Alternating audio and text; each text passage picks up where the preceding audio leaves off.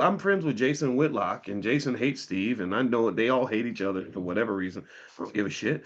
I don't love either one of them. I don't hate either one of them. I could work with either one. I've worked with both of them, and it is what it is. All I'm saying is that older black men, when they talk, even when you disagree, you owe them your ear. At least lend them your ear. Because unlike most of these bastards on Capitol Hill, I guarantee you that Stephen A. Smith has protected his black child. I think he's got a daughter. I'm sure he has protected the hell out of his black daughter. Ain't none of these white sons of bitches ever protected a black woman in their life. Trump, the Democrat, Joe Biden, none of them. I'm sure he loves his mother, right? So why can't we listen to black people that just have a different point of view, who are just saying, hey, why don't we try this instead, y'all?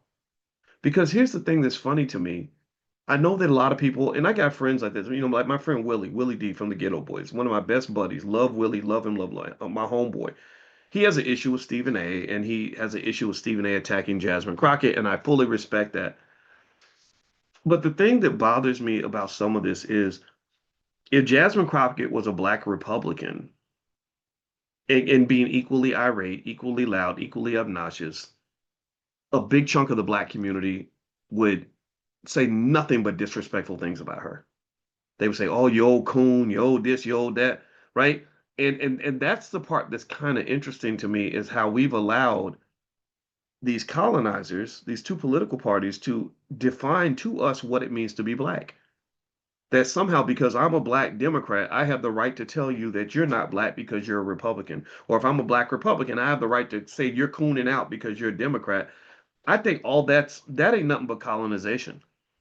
That is a symptom, in my view, of a community that doesn't know who they are. Because if you knew who you are, you would never let other people define your blackness. It goes back to when Joe Biden did that interview and he said, if you don't vote for me, then you ain't black.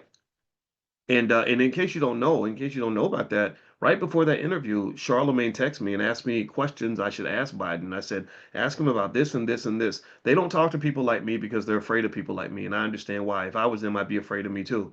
So I went through the back door and I sent not.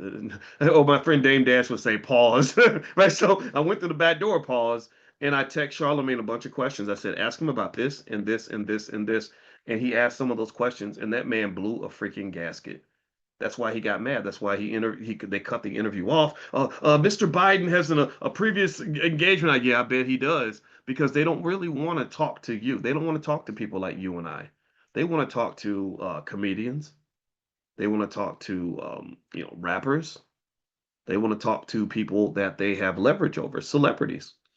They don't want to talk to regular black folks because even if you notice, even when they had that whole conversation about ICE coming to a black neighborhood, the number one people they should have been talking to should have been people that lived in that neighborhood. If you notice, not one single CNN, Fox, none of these people were really talking to the people that lived in that building. Oh, we heard ICE was coming in and they're shooting black babies in the face and stealing them and kidnapping them and killing them.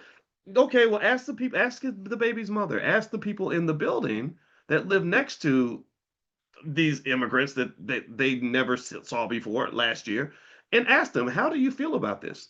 Does anybody else, or am I the only one who thinks that's a little bit weird?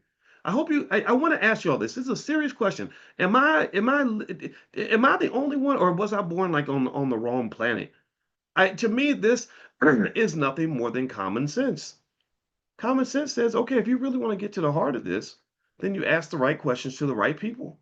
Like, for example, if you really want to solve the black economic problem, you would talk to black economic experts.